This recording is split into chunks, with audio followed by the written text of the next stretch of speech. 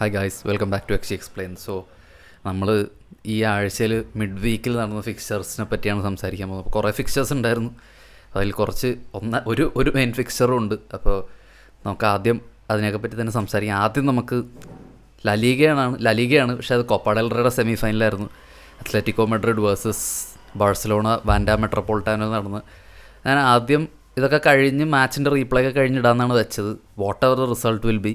പക്ഷേ എനിക്ക് കളി കാണാൻ പറ്റിയില്ല. പക്ഷേ അത് കഴിഞ്ഞ് റിസൾട്ട് കണ്ടപ്പോൾ ഞാൻ വിചാരിച്ചു ഓക്കെ, സമയം എടുത്തിട്ട് ഡിലേ ആയാലും ഞാൻ റീപ്ലേ ഫുള്ള് കണ്ടിട്ടേ വീഡിയോ ഇടുള്ളൂ ഈ മാച്ചിനെ പറ്റി എന്നെനിക്ക് നിർബന്ധമുണ്ടായിരുന്നു. അപ്പോൾ അതുകൊണ്ടാണ് ഞാനിപ്പോൾ ആദ്യം അതിനെപ്പറ്റി പറയുന്നത്. എന്നിട്ട് നമുക്ക് ബാക്കിയുള്ള ഗെയിംസിനെ പറ്റി പറയാം. അപ്പോൾ കോപ്പ ഡെൽ റേയുടെ സെമി ഫൈനലാണ്. അപ്പോൾ അത്ലറ്റിക്കോ ആണ് ജയിച്ചത് 4-0.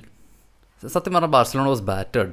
സത്യമായിട്ടും പറഞ്ഞ കാര്യം, ടു ബി വെരി ഓണസ്റ്റ്. കാര്യം അത്ലറ്റിക്കോ ഇറക്കിയ ലൈനപ്പ് തന്നെ ദേ വർ ഫുള്ളി ഇൻഫറിഡ്.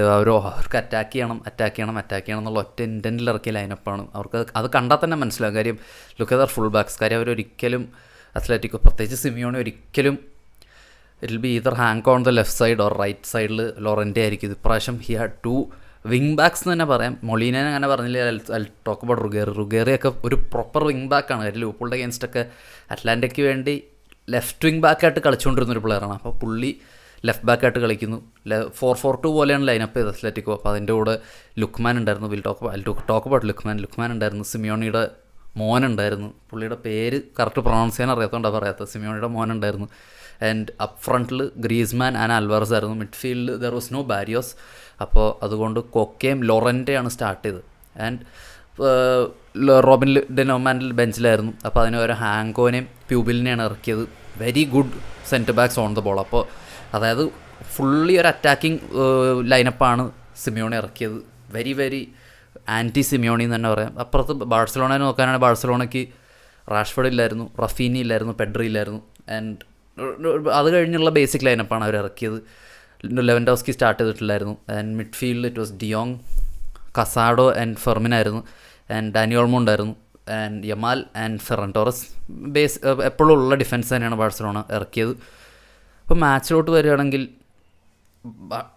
ഫ്ലിക്കിൻ്റെ എന്ന് പറയുന്നത് ഇറ്റ്സ് ഓൾ ഔട്ട് അറ്റാക്ക് എന്നുള്ള രീതിയിൽ തന്നെയാണ് എപ്പോഴും ഫ്ലിക്ക് കളിക്കാറ്. And defence it depend on the defenders എന്നുള്ള രീതിയിലാണ് കളിപ്പിക്കുന്നത്. കാര്യം ഒരു ഹൈലൈൻ കളിക്കുക, വെരി പ്രൊജക്റ്റ്. എനിക്ക് തോന്നുന്നത് യൂറോപ്പിൽ ഏറ്റവും വലിയ ആൻഡ് ഏറ്റവും എഫക്റ്റീവ് ഹൈലൈൻ കളിക്കുന്ന ഒരു സൈഡായിരുന്നു ബാഴ്സലോണ കഴിഞ്ഞ കൊല്ലം. പക്ഷേ ഈ സീസണിൽ അതില്ല. കാര്യം ഇനീഗോ മാർട്ടിനസ് ഇല്ല. ഞാൻ പല വീഡിയോയിൽ ഇതിനകത്ത് തന്നെ പറഞ്ഞിട്ടുണ്ട്, ഇനീഗോ മാർട്ടിനസ് ഇല്ലാത്തതിൻ്റെ ഒരു വോയിഡ് ബാഴ്സലോണയ്ക്ക് നികത്താൻ ഭയങ്കര പാടായിരിക്കും. അപ്പോൾ അത് തന്നെയാണ് ഈ സീസണിലും കണ്ടുകൊണ്ടിരുന്നത്. കുറച്ച് നാളായിട്ട് പിന്നെ ബ്രില്യൻ വിന്നിങ് റണ്ണിൽ തന്നെയായിരുന്നു കുറച്ച് നാളായിട്ട്. സോസറാഡിൻ്റെ കൂടെ തോറ്റു, അതല്ലാതെ ദേവേറിന് വെരി ഡീസൻറ്റ് റൺ. പക്ഷേ ഈ ഗെയിമിൽ ദേ ഗോട്ട് റിയലി എക്സ്പോസ്ഡ് ആയിരുന്നു. സെവിയ ഗെയിമിൽ എക്സ്പോസ്ഡ് ആയിരുന്നു, ക്ലബ് ബ്രൂജ് ഗെയിമിൽ എക്സ്പോസ്ഡ് ആയിരുന്നു. പക്ഷേ ഈ ഒരു ഗെയിമിലോട്ട് വരുമ്പോൾ ദേ റിയലി ഗോട്ട് തുറന്ന് കാണിച്ചു കൊടുത്തു സിമിയോണി. കാര്യം സിമിയോണി, അതായത് it's very anti Simeone to see 2 out and out balls എന്ന് പറയും. അതായത് ഒരു ലോങ് ബോളോ അല്ലെങ്കിൽ ഒരു ക്ലിയറൻസോ ഇട്ടാൽ അത് ഓടിയെടുക്കാൻ പറ്റുന്ന 2 പ്ലെയേഴ്സ് പിച്ചിൽ സിമിയോണിക്ക് വേണ്ടി ഉണ്ട്. And that is very anti Simeone and very dangerous in terms of the opponent they are playing games. കാര്യം ബാഴ്സലോണയ്ക്ക് അത് ഹാൻഡിൽ ചെയ്യാൻ ഇപ്പോൾ പറ്റില്ല. 2 ഔട്ട് ബോൾ, അതായത് സിമിയോണിയുടെ സണ്ണും ഉണ്ട്, അതിൻ്റെ കൂടെ തന്നെ ലുക്മാനുണ്ട്. Lookman is a very dangerous player. എനിക്ക് തോന്നുന്നത് ജനുവരിയിൽ ആ റിക്രൂട്ട്മെൻറ്റ് അവർ നടത്തിയത്, എനിക്ക് തോന്നുന്നത് they are ready to push for Copa del Rey at least. കാര്യം ലലീഗ റിയലിസ്റ്റിക് ആണോ എന്ന് ചോദിച്ചാൽ അല്ല. പക്ഷേ still you have Madrid and Barcelona in front of you. And Champions ലീഗിലോട്ട് ക്വാളിഫൈ ആയിട്ടുണ്ട്. അപ്പോൾ വെരി പോർട്ടൻറ്റ് പ്ലെയറാണ് ഇപ്പോൾ Lookman in terms of offensive and defensive work load.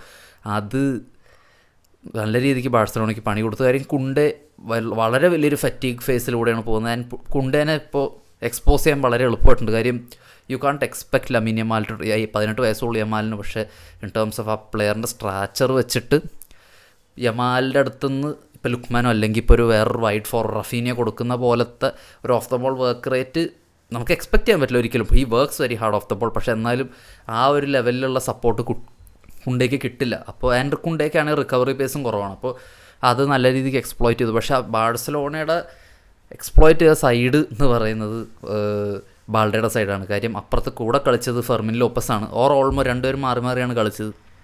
അപ്പോൾ സിമിയോണിയുടെ ലൈനപ്പ് തന്നെയാണ് ഏറ്റവും വലിയ ഇമ്പോർട്ടൻ്റ് ആയിട്ടുള്ള കാര്യം. ബാഴ്സലോണയ്ക്ക് എക്സ്ക്യൂസുകളുണ്ട് ഓഫ് കോഴ്സ്. കാര്യം ബെഞ്ചിൽ നിന്ന് ഇറങ്ങാൻ റാഷ്ഫോർഡ് ഇല്ല, ഓഫ് കോഴ്സ് പെഡ്രി ഇല്ല, പക്ഷേ ഏറ്റവും ഇമ്പോർട്ടൻറ്റ് പീസ് അത് റഫീനിയാണ്. റഫീനി മിസ്സിങ് ആയിരുന്നു. റഫീനി ഇല്ലാത്തത് അവരുടെ off the ball work rate പകുതിയാക്കി കുറച്ചു. കാര്യം അത് കഴിഞ്ഞ് ഫ്രണ്ടിൽ കളിക്കുന്നത് ഓഫ് കോഴ്സ് ഫെറൻ ടോറസിൻ്റെ ഔട്ട്പുട്ട് ഉണ്ടാവും ഓഫ് ദ ബോൾ, പക്ഷേ ഡാനി ഓൾമോയുടെ കയ്യിൽ നിന്ന് അത് ഒരിക്കലും എക്സ്പെക്ട് ചെയ്യാൻ പറ്റില്ല. അപ്പോൾ അത് തന്നെ വലിയൊരു വീക്ക്നെസ്സാണ്, എസ്പെഷ്യലി ഡാനി ഓൾമോ കളിക്കുന്ന സൈഡ് വെച്ച് നോക്കുമ്പോൾ. കാര്യം ഡാനി ഓൾമോ കളിക്കുന്ന ബാൾഡയുടെ സൈഡിലാണ്. അപ്പോൾ ഫ്ലിക്കിൻ്റെ ബയൺ കാണുമ്പോൾ തന്നെ അറിയാം ഇറ്റ് വാസ് വെരി അറ്റാക്കിങ്. പക്ഷേ എന്നാലും ഫ്ലിക്കിന് ഇപ്പോൾ ഹാവി മാർട്ടിനസ് ഉണ്ടായിരുന്നു ഡിഫൻസിൽ, ബോട്ടെങ് ഉണ്ടായിരുന്നു, ലെഫ്റ്റിലോ അല്ലെങ്കിൽ റൈറ്റിലോ കളിക്കാൻ അലബ ഉണ്ട്. അലബ എല്ലായിടത്തും കളിക്കുമായിരുന്നു, ഓൾ അറൗണ്ട് ഡിഫൻസ് കളിക്കുമായിരുന്നു. ഓർ കിമ്മിച്ച് ഉണ്ടായിരുന്നു റൈറ്റ് ബാക്കായിട്ട് കളിക്കാൻ, സ്റ്റാനിസിച്ച് ഉണ്ടായിരുന്നു, സുള ഉണ്ടായിരുന്നു. അപ്പോൾ ഇത്രയും പ്ലെയേഴ്സ് അവിടെ ഉണ്ടായിരുന്നു ആ സമയത്ത്. അപ്പോൾ അതായത് 3 പേര് അവിടെ ഉള്ളപ്പോൾ ഡേവീസിന് നല്ല രീതിക്ക് ഓവർലാപ്പ് ചെയ്ത് കയറാൻ പറ്റുമായിരുന്നു. പക്ഷേ ഇപ്പോഴത്തെ ഡിഫൻസ് എന്ന് പറഞ്ഞു കഴിഞ്ഞാൽ നല്ലൊരു ലെഫ്റ്റ് സെൻറ്റർ ബാക്ക് ഇല്ല ബാഴ്സയ്ക്ക്. അതാണ് ഏറ്റവും വലിയ ഡിഫൻസീവ് ബ്രീച്ചിൻ്റെ പ്രശ്നം എന്ന് പറയുന്നത്. ബാൾഡേയും ഡേവീസായിട്ട് കമ്പയർ ചെയ്യുമ്പോൾ ഡേവീസിൻ്റെ അത്ലറ്റിസിസം ബാൾഡേക്ക് ഇല്ല. അപ്പോൾ അത് തന്നെയാണ് ഏറ്റവും വലിയ പ്രശ്നം ബാൾഡേക്ക്. അപ്പോൾ അത് അവർ നല്ല രീതിയിൽ എക്സ്പ്ലോയിറ്റ് ചെയ്തു. 4 ഗോളാണ് അടിച്ചത്, 1 ഓൺ ഗോളായിരുന്നു. അതൊരു പിച്ചിൻ്റെ പ്രശ്നമാണെന്ന് തോന്നുന്നു കണ്ടിട്ട്. പക്ഷേ സ്റ്റിൽ അത് ആ ഒരു പാസ് കൺട്രോൾ ചെയ്യേണ്ടത് തന്നെയായിരുന്നു. പക്ഷേ സ്റ്റിൽ അത് കൺട്രോൾ ചെയ്യാൻ പറ്റില്ല. യോൻ ഗാഴ്സയ്ക്ക് ഓൺ ഗോളായി പോയി. അത് കഴിഞ്ഞ് ഗ്രേസ്മാൻ അടിക്കുന്നു, ലുക്മാൻ അടിച്ചു, ആൻഡ് അത് കഴിഞ്ഞ് ആൽവാറസും അടിച്ചു. 4-0 അറ്റ് വാൻഡ മെട്രോപൊളിറ്റാനോ ബാഴ്സലോണയ്ക്ക് കിട്ടി നിറച്ച്. പറയാനാണെങ്കിൽ kudos to Simeone, very anti Simeone എന്ന് തന്നെ പറയാം. കാര്യം സിമിയോണി വളരെ നല്ല രീതിക്ക് അറ്റാക്കിംഗ് പോട്ടൻസി കാണിക്കാൻ വേണ്ടി തന്നെയാണ് ബാഴ്സലോണയ്ക്ക് അഗേൻസ്റ്റ് അങ്ങനത്തെ ഒരു ലൈനപ്പ് ഇറക്കിയത്. കാര്യം ഹി ന്യൂ ബാഴ്സലോണയ്ക്ക് ഓഫ് ദ ബോൾ ഡെഫിഷ്യൻസീസ് ഉണ്ടാവും റഫീനി ഇല്ലാത്തതുകൊണ്ട്. ബോൾ കയ്യിൽ വെക്കാനുള്ള ലിമിറ്റേഷൻ ബാഴ്സലോണയ്ക്ക് ഉണ്ടാവും പെഡ്രി ഇല്ലാത്തതുകൊണ്ട്. അപ്പോൾ അതെല്ലാം ഒരു മുതലെടുത്തു എന്ന് തന്നെ പറയാം. കാര്യം ബോൾ കൈ വെക്കാൻ പറ്റില്ല. ബോൾ കയ്യിൽ നിന്ന് പോയാൽ ഒരൊറ്റ ലോങ് ബോൾ, ഒരൊറ്റ പാസ്, കൊക്കയുടെ ഒരു പാസ് അല്ലെങ്കിൽ പ്യൂബിലിൻ്റെ ഒരു പാസ്സൊക്കെ മതി, അല്ലെങ്കിൽ മൂസോയുടെ ഒരു ക്ലിയറൻസ് മതിയായിരുന്നു ലുക്മാൻ്റെ കയ്യിലോ സിമിയോണിയുടെയിലൊക്കെ ബോൾ എത്താനായിട്ട്. അവിടെ നിന്ന് എത്തിയാൽ അതായത് ആ ലാസ്റ്റ് ഫേസ് ഹാഫ് സ്പേസിലാണ് ഒരു ബോൾ റിസീവ് ചെയ്യുന്നത്, ടച്ച് ലൈനിൽ പോലും അല്ല. ഹാഫ് സ്പേസിൽ ബോൾ റിസീവ് ചെയ്താൽ സെൻറ്റർ ബാക്കിൻ്റെയോ കുണ്ടയുടെ അല്ലെങ്കിൽ അപ്പുറത്ത് എറിഗാഴ്സയുടെയോ ബാൾഡയുടെയോ നടുക്കാണ് പ്ലെയർ വരുന്നത്. അപ്പോൾ അതിൻ്റെ ഇടയിൽ കൂടെ നടുക്ക കൂടെ ആൽവാറസോ ഓർ ഗ്രീസ്മാൻ റണ്ണ് നടത്തിയാൽ തന്നെ അത് ഏറ്റവും വലിയ കൺഫ്യൂഷൻ ഉണ്ടാകും സെൻറ്റർ ബാക്സിന്. അപ്പോൾ very very simple but very potent എന്ന് തന്നെ പറയാം അത്ലറ്റിക്കോടെ ഭാഗത്തുനിന്ന്. അത് ബാഴ്സലോണ അതിൽ വീണു. പിന്നെ എനിക്കൊരു പ്ലെയറുടെ കാര്യം പറഞ്ഞാൽ ഡിയോങ്ങിൻ്റെ കാര്യമാണ്. ഞാൻ ഇടയ്ക്കിടയ്ക്ക് ഡിയോങ്ങിൻ്റെ ചില ആക്ഷൻസൊക്കെ ഞാൻ ബാക്ക് അടിച്ച് കണ്ടുപോയി ഒന്നും കൂടെ. അതായത് ലിവർപൂളിന് എന്താണോ ഗ്രാമ്പ് വെച്ച് ചില സമയത്ത് ചെയ്യുന്നത്, അതായത് ചില ഗെയിമുകളിൽ അങ്ങ് ഡക്ക് ചെയ്ത് കളയും. അതായത് ചാലഞ്ചുകളിൽ നിന്ന് 50-50 ഒഴിവായി പോവുക, മാർക്ക് ചെയ്യേണ്ടവരെ മാർക്ക് ചെയ്യാതിരിക്കുക. ആ മാർക്ക് ചെയ്യാത്തവർ ഗോൾ അടിച്ചിരിക്കും. അങ്ങനത്തെ ഒരു അവസ്ഥയിലാണ് ഇവർ മാർക്കേഴ്സിനെ വിട്ട് മാറി നിൽക്കുന്നത്.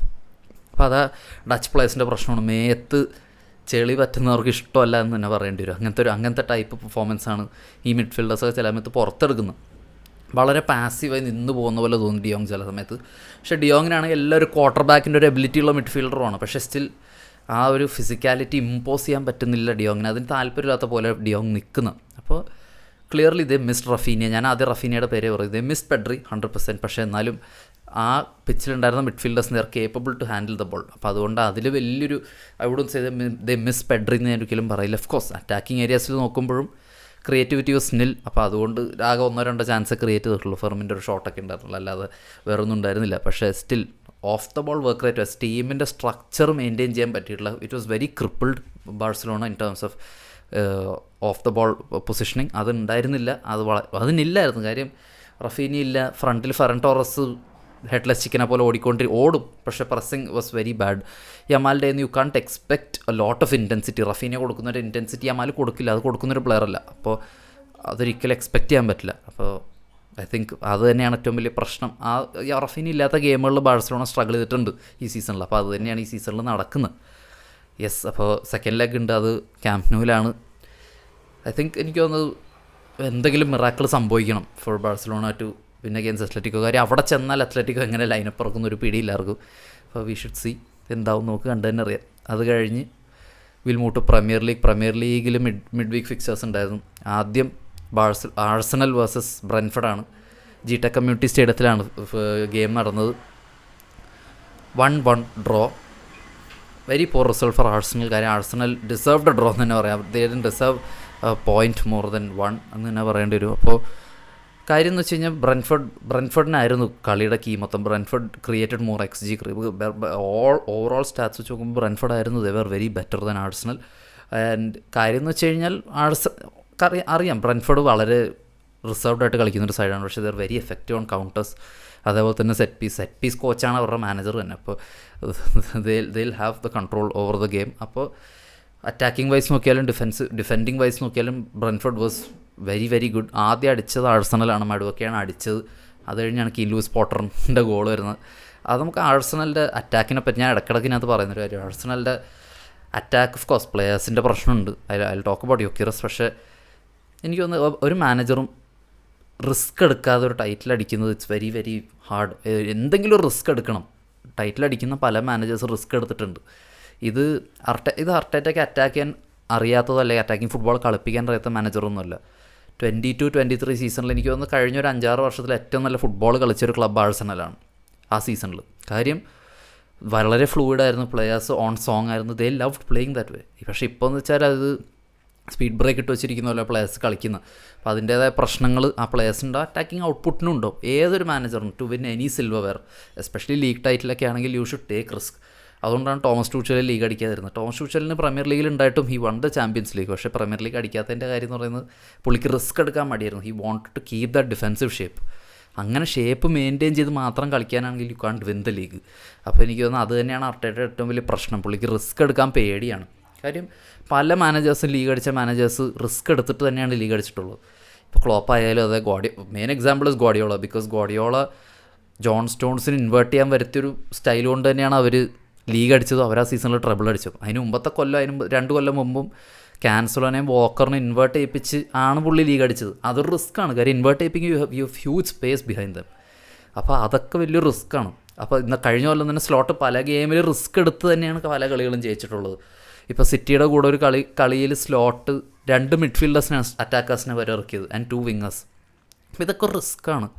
അർട്ടേറ്റ അത് ഇതുവരെ എടുത്തിട്ടില്ല. I haven't seen him take A risk കഴിഞ്ഞ 2 സീസണായിട്ട്, ഈ സീസൺ ഇൻക്ലൂഡിങ്. എനിക്ക് അത് തന്നെയാണ് പുള്ളിയെ ബാക്കിലോട്ട് വലിക്കുന്നത്. Still 4 points head, a lot of games to go. പക്ഷേ സ്റ്റിൽ ആഴ്സണൽ തന്നെയാണ് കൺട്രോൾ ഇപ്പോഴും. പക്ഷേ ഓപ്പൺ പ്ലേയിലെ ഔട്ട്പുട്ട് ആഴ്സണലിൻ്റെ വളരെ കൺസേണിങ് ആണ്. എസ്പെഷ്യലി ഇങ്ങനത്തെ ക്ലബ്ബുകളുടെ അഗേൻസ്റ്റ്, ബ്രെൻഫോർഡ് ആയിക്കോട്ടെ, ഇങ്ങനെ ലോ ബ്ലോക്ക് ഇട്ട് സിറ്റ് ബാക്ക് ചെയ്യുന്ന ടീമുകളുടെ against, unless you are above them in taking set piece. അപ്പോൾ ബ്രെൻഫോർഡിൻ്റെയൊക്കെ അടുത്ത് ഇപ്പോൾ സെറ്റ് പീസ് അടിച്ച് നിൽക്കാൻ ഭയങ്കര പാടാണ്. കാര്യം ഫ്രണ്ട് ഫുട്ടിൽ നിൽക്കുന്നൊരു കീപ്പറാണ്.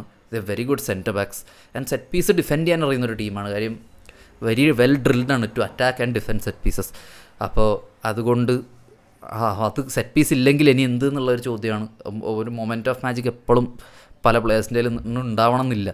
ആൻഡ് അറ്റാക്കിംഗ് പ്ലേയേഴ്സിൻ്റെ കാര്യം പറയുകയാണെങ്കിൽ യോക്കിറസിൻ്റെ കാര്യം പറഞ്ഞേ പറ്റും. കാര്യം എനിക്ക് തോന്നുന്നു പ്രീമിയർ ലീഗ് ഈ സീസണിൽ യൂറോപ്പിൽ ഏറ്റവും കൂടുതൽ ഗോൾ അടിച്ചത് 2026 യോക്കിറസ് ആണ്. ഈസ് ബിൻ ഇൻ ഫോം, പറയാതിരിക്കാൻ പറ്റില്ല. പക്ഷേ യോക്കിറസ് ആഴ്സണൽ അറ്റാക്ക് കില്ല് ചെയ്യുന്ന പോലെ ഒരു അറ്റാക്കർ ആഴ്സണലിന് വേണ്ടി അറ്റാക്ക് കില്ല് ചെയ്യുന്നില്ല. കാര്യം ബോൾ കിട്ടും, ഹിൽ മൂട്ട് സൈഡ് വേസ് ബോൾ കൊണ്ടുപോയി കളയും. ആൻഡ് അത് തന്നെയാണ് ഏറ്റവും വലിയ പ്രശ്നം യോക്കിറസിനെ സംബന്ധിച്ച്. കാര്യം ഹീസ് ഫിസിക്കലി സ്ട്രോങ്, പക്ഷേ അത് ഇമ്പോസ് ചെയ്യാനുള്ള ടെക്നിക്കൽ ക്വാളിറ്റി പുള്ളിക്കില്ല. അത് തന്നെയാണ് ബോൾ കൊണ്ട് തിരിയുമ്പോൾ തന്നെ 5 സെക്കൻഡ് കഴിയും, 3 പേര് പുള്ളിയെ സറൗണ്ട് ചെയ്യും, ബോൾ എടുത്തുകൊണ്ട് പോകും. അപ്പോൾ അത് ആഴ്സണലിന് വലിയൊരു ഫ്ലോ ആണ്. പുള്ളിക്ക് സപ്ലൈ ഇല്ലെല്ലാം ശരിയാണ്, പക്ഷേ സ്റ്റിൽ ഒരു ബിഗ് ക്ലബ് പോലത്തെ ആഴ്സണൽ പോലത്തെ ക്ലബിന് they should have someone very well technically sounded strikers. അപ്പോൾ അത് കായ് ഹവാർഡ്സ് അങ്ങനത്തെ ഒരു പ്ലെയറാണ്, മിക്കൽ മെറീനോ അങ്ങനത്തെ ഒരു പ്ലെയറാണ്, ഗബ്രിയേൽ ഹെസൂസ് അങ്ങനത്തെ ഒരു പ്ലെയറാണ്. അപ്പോൾ അതില്ല, അതൊരു വലിയ ഡെഫിഷ്യൻസിയാണ്.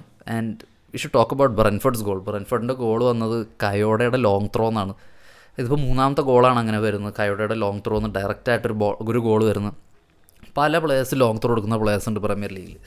അതിപ്പോൾ സെമന്യോ ആയിക്കോട്ടെ, അത് കുറേ പ്ലേയേഴ്സ് ഉണ്ട്. പക്ഷേ ഇത് ഈ ബോൾ കയോടെ എറിയുന്ന ത്രോ, അതിപ്പോൾ റഗ്ബി പ്ലേയേഴ്സൊക്കെ എറിയുന്ന റഗ്ബി ബോൾ എറിയുന്ന പോലെയാണ്. അതായത് അതിൻ്റെ ട്രജക്ടറി എന്ന് പറയുന്ന ഒരു ഒരു കേവ് പോലെയാണ് പോകുന്നത്. അത് നേരെ ഒരു വൃത്തികെട്ട സ്ഥലത്ത് പോയി എത്തുകയും ചെയ്യും, അത് ഗോൾ പോകും. അപ്പോൾ is a very very special guy in terms of right back അവൻ റൈറ്റ് ബാക്കായിട്ട് കളിക്കുന്ന രീതിയിലായിക്കോട്ടെ, എല്ലാം ആയിക്കോട്ടെ. Kayode is a very very special player. അതിനെ എടുക്കുന്ന അടുത്ത കൊല്ലം എന്തായാലും he'll be there the market. എനിക്കൊന്നുമില്ല ബ്രെൻഫോർഡ് വെക്കാതിരുന്നാലും there will be suitors for. അപ്പോൾ അവർ വരും.